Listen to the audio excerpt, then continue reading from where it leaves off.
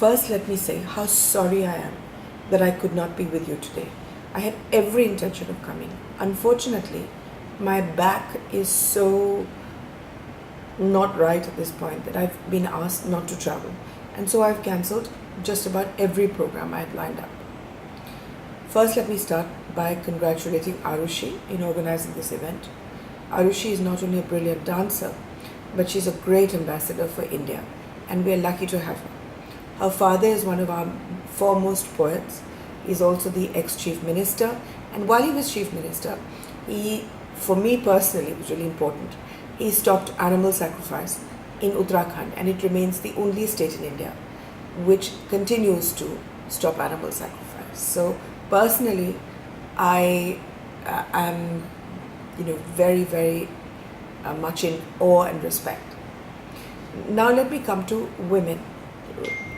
Women empowerment in India is alive and roaring. We have women who are fighter pilots. They launch satellites. They circumnavigate the world as they are doing right now.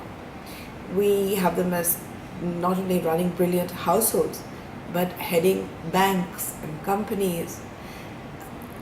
Women are coming into their own in India, and we are trying to help them every inch of the way.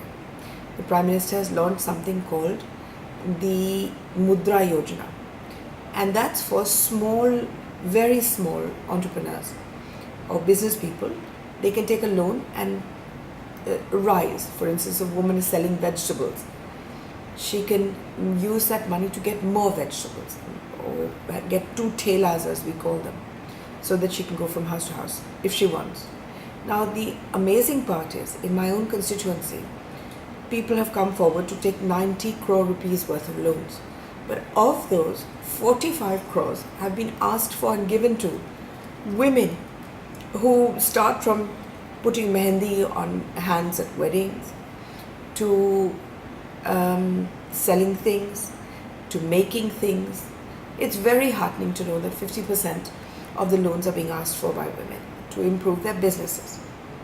The other thing that we have done is we're amongst the countries in the world, four countries in the world who give huge amounts of maternity leave to women. We give them 26 weeks so that they can bond with their children and hopefully produce healthier children.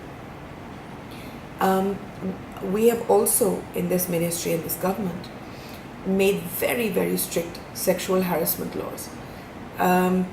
Every company with more than 10 people working in them have to have a sexual harassment committee, and they have to take it very seriously.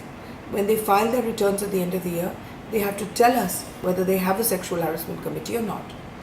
In response to the Me Too campaign all over the world, India launched something called the She Box, where any woman who is being harassed at her workplace, whether it's in films or it's in the fields, she can get through to us and complain, and we take immediate action. And hundreds of women have come forward, and in every case we have taken action.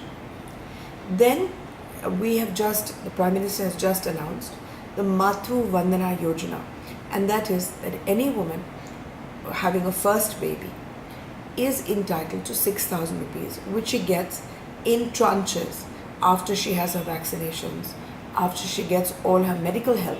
She then gets the money, which helps her welcome the baby in. These are some of the many, many, many things we have done. In this parliament this time, we have introduced, which will come up next time, we've introduced perhaps the world's most modern anti-trafficking bill to help women who are victims of trafficking and to make sure that they're treated as victims and not as perpetrators of a crime. Now, once that comes up, it gives them rehabilitation, it brings them back into society very quickly, and it actually catches, for the first time, the actual traffickers.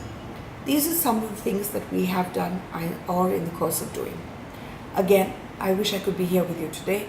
It's my loss entirely. My love to Arushi and my deep regards to all of you.